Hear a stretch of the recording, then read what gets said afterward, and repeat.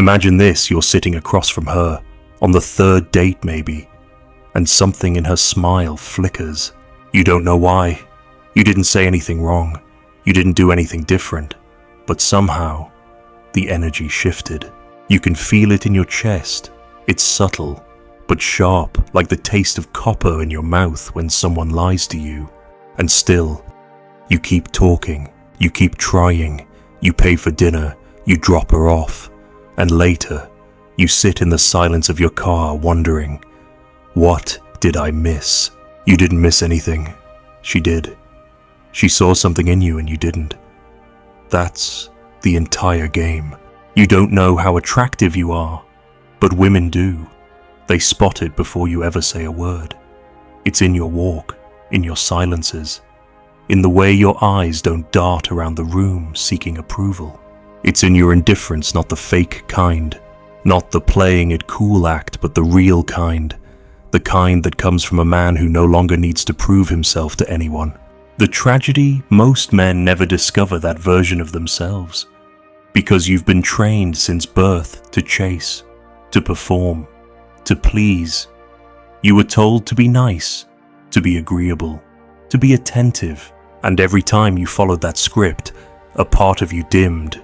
You became predictable, not unattractive, just harmless, and women don't fantasize about harmless.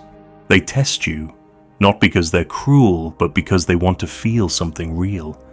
And when you respond with eagerness instead of groundedness, when you over-explain instead of observe, when you text back too fast, speak too long, try too hard, you're not just turning them off.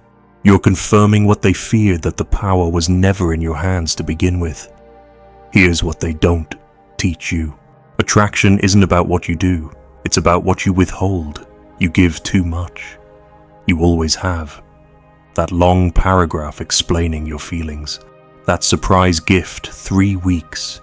In that desperate silence when she pulls away and you don't know how to respond.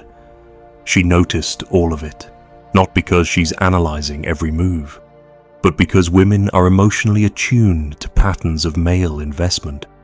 And when it spikes too quickly, when it leans too far forward, it triggers a subconscious question. Why is he so eager to give everything to someone he barely knows?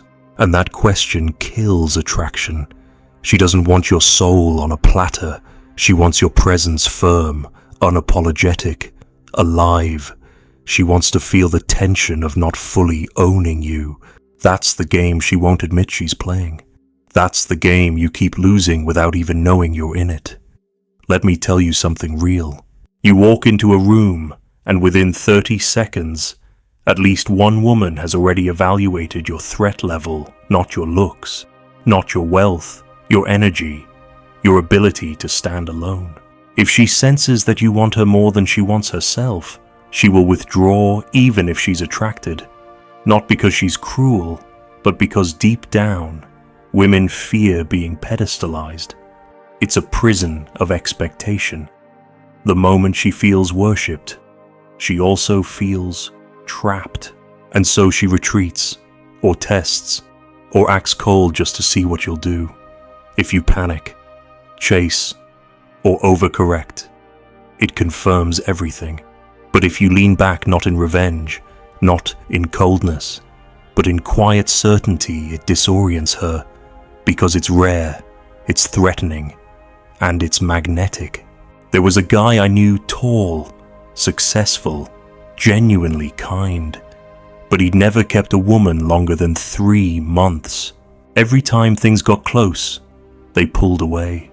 Why? Because he didn't know how attractive he actually was.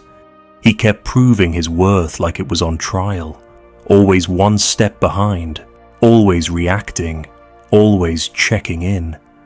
And the women, they liked him, but they never desired him.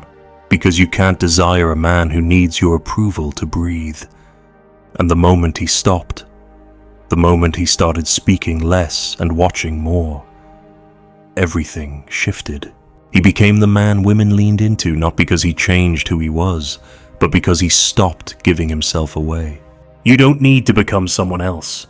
You need to stop leaking power. Don't fill silences that aren't yours to break. Don't chase after attention that's been deliberately withdrawn. Don't explain your value. Demonstrate it by how little you tolerate games, by how calm you are when things get weird, by how quickly you let go of what doesn't feel right. Women already see it in you. That quiet danger, that calm strength, that edge beneath the surface. But the moment you doubt it, the moment you ask them to validate what they already felt, you collapse the frame. You shrink. And you didn't even know you were attractive to begin with. Have you ever done this and didn't realize it pushed her away? Tell me what happened. What's the hardest thing you faced when trying to keep a woman interested? Drop your story below. Which mistake do you see yourself making the most? Be honest in the comments. You think you need to prove something, that if you don't show her how kind, how available, how devoted you are, she'll forget you. But that's not how memory works. That's not how attraction works. A woman remembers the man who made her wonder where he stands, not the one who stood in front of her begging to be chosen. This is the paradox most men live in. You try to build interest by giving more, while the thing that actually builds attraction is restraint, tension, space, but not emptiness, presence in silence, control in chaos. Do you know what women find unforgettable? The man who doesn't flinch when they test him. The man who doesn't respond when they delay the text. The man who doesn't become angry or clingy when they grow cold, but instead becomes even calmer, even more rooted. That man doesn't explain himself. He doesn't check in. He doesn't write novels to clarify his intentions. He lets her feel the loss of his presence if she pulls away. Not as punishment, but as truth. She pulled away. He honors it. She became cold. He doesn't warm her up. She cancels last minute. He doesn't offer a rain check. He simply moves on. That's not arrogance. That's self-respect. It's the masculine calm that says, you don't need to choose me. But I'm not auditioning either. And when a man holds this posture not as a tactic, but as a lifestyle, women notice. They obsess. They replay the interaction in their minds. They reach out just to see how you're doing. They ask vague questions to test the waters. Because deep down, they feel something they can't manipulate: consequence. You've been taught to avoid making women feel that. You were told it's mean, it's controlling, it's selfish. But that's a lie. The truth is, when you remove yourself from people who treat you with indifference, you're not being manipulative, you're being clean, you're being precise. You're removing confusion from a place where you once begged for clarity. Let me give you an example. There was a guy, short, average looking, worked as a mechanic, not flashy, not smooth, but when he walked into a room, women watched him. Not because he was loud, but because he was clear. He spoke rarely, but when he did, it landed. If a woman teased him, he didn't laugh nervously or try to win her back. He looked her dead in the eyes and said, "You don't know me well enough to talk to me like that." Then he turned and left the room. She followed him 2 minutes later, not because he was disrespectful, but because he respected himself more than her opinion. And that energy, that clarity, is terrifyingly attractive. Women feel it in their bodies when a man won't beg for their attention. They feel it in their stomachs when they can't predict him. They feel it in their hearts when his silence means something. The problem is, you've given your edge away. You sacrificed it for likability, and it killed your mystery. You wanted her to feel safe, but in doing so, you became predictable. And predictable men are only remembered as friends. So how do you take it back? You stop explaining, you stop chasing, you stop trying to change her mind, and you start watching. When she cancels plans, you don't ask when she's free again. You note the pattern. Once is fine. Twice is a sign. 3 times is a goodbye. When she pulls away emotionally, you don't send paragraphs. You let the distance settle. You stop filling the void. When she withholds affection, you don't escalate your efforts. You mirror, you ground. You become so calm she questions what she thought she knew about you. And that shift, it wakes her up, or it reveals her truth. Either way, you win, because you're no longer trying to be chosen. You're choosing, you're observing who rises to meet you. You're letting time reveal what desperation once tried to control. You don't need more charm. You don't need better lines. You need less output, less reaction, less effort where it's not reciprocated. That is how she finds you again, when she feels your absence more than she ever appreciated your presence. You're not invisible. You've just been blinding yourself with too much effort. Step back, and you'll see what she saw the moment she met you, a man who had it and gave it away for validation. You don't need to chase attraction. You need to stop blocking it. Have you ever stayed too long in a situation just because you hoped she'd finally see you? Have you ever tried harder, only to watch her grow colder? What would it look like if you stopped trying completely? Let's talk about it in the comments. You keep thinking there's something you need to do to be worthy, that if you just get your timing right, say the perfect thing, show her how deeply you care, maybe this time she'll stay, maybe this time she'll choose you, maybe this time she won't leave you in silence. But here's the truth you've been avoiding. She already knew within minutes whether she respected you or not. Everything you've done since has either confirmed it or erased it. It's not about being nice. It's not about being bad. It's about polarity. And polarity only exists when a woman feels that you're capable of walking away, that you are emotionally sovereign, that her attention is received, not worshipped. You've handed women a throne they didn't ask for and resented them for sitting in it. You've looked at them like they were the prize, the peak of your romantic mountain, and forgot that you are the one who builds the kingdom. You are the one who invites, who leads, who ends things when the dynamic turns lopsided. But you forgot. You let her mood dictate yours. You let her flakiness slide without correction. You let her tease you in front of others, thinking she's just joking. No, she was testing, and you failed by laughing. Every time you dismissed your discomfort, you betrayed yourself, and she felt that. Women don't need to be told that you're strong. They need to feel it in your refusal to betray your standards. And when you soften every edge, when you keep giving her access to you after she's disrespected the access, you become a man who says he's high value but acts like he's desperate for a win. Let me make it brutal and clear. If a woman is inconsistent with you, she is not confused. If a woman is hot and cold, it is not because she's just going through something. If a woman strings you along but never commits, it's not because she doesn't know what she wants. She knows what she doesn't want is to lose your attention just yet. She wants your validation on standby while she makes up her mind. And most men, especially the ones with big hearts and soft souls, stay. They tell themselves, I'll show her how stable I am. She'll realize one day what I offer. No, she won't, because all she sees is a man who doesn't see himself. All she feels is safety without desire, predictability without edge, warmth without tension. She'll keep you around until someone else triggers her core, and then she'll vanish. You need to hear this, really hear it. She knew what you were worth. She just waited to see if you did.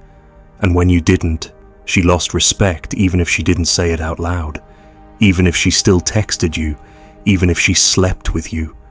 Respect isn't about words or moments. It's about energy. And when yours bends toward her approval instead of standing in its own frame, the attraction withers. So what do? You change the posture of your presence. You stop reacting emotionally to her inconsistency. You observe it and let it mark the beginning of your exit.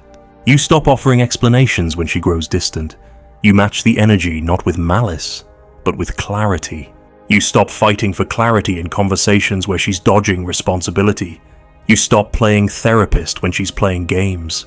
You give her exactly what she gives you, nothing more, nothing less. And here's the result: either she recalibrates and starts investing, or she fades. Either way, you win, because you've re-established the standard. Not by being cruel, not by playing hard to get, but by honoring the man in the mirror who no longer negotiates his worth. It's easy to talk about confidence, but real confidence doesn't speak. It doesn't announce itself. It doesn't explain its motives. It simply acts with stillness, with decisiveness, with presence. You are attractive, not when you try to be, not when you prove it, but when you stop betraying yourself in the pursuit of someone else's attention. Let her wonder where she stands with you. Let her text twice and hear nothing. Let her chase clarity in the silence you once feared. That's when everything shifts. That's when she starts to see you. That's when she starts to feel that old, forgotten tension, the one that pulled her toward men she couldn't control, the one that made her obsess, the one that made her remember. Because you're not trying anymore, you're choosing now. Have you ever confused effort with value, thinking that the more you give, the more you'd be loved? Have you let a woman stay too long because you didn't want to seem mean by pulling back? What would it feel like to be the one who sets the tone instead of waiting for her to set the pace? There's a moment in every man's life, usually late at night, after another conversation that went nowhere, where you sit with the ache in your chest and realize she never really respected me. Not once. And the reason why burns deeper than the rejection itself. It's because you let it happen. You handed her the frame. You gave her the authority. You allowed her to be the sun while you revolved around her moods. That's not attraction, that's orbiting. And orbiting is what men do when they've forgotten their gravity. See, the most dangerous lie you've been told is that if you just love her harder, prove your loyalty deeper, stay longer through her confusion, she'll finally open up, that she'll appreciate your patience, that she'll come to see you as the safe haven she never had. But here's what really happens: the more you accommodate her uncertainty, the more she associates you with weakness. Not physical weakness, emotional passivity. And passivity kills polarity. Fast.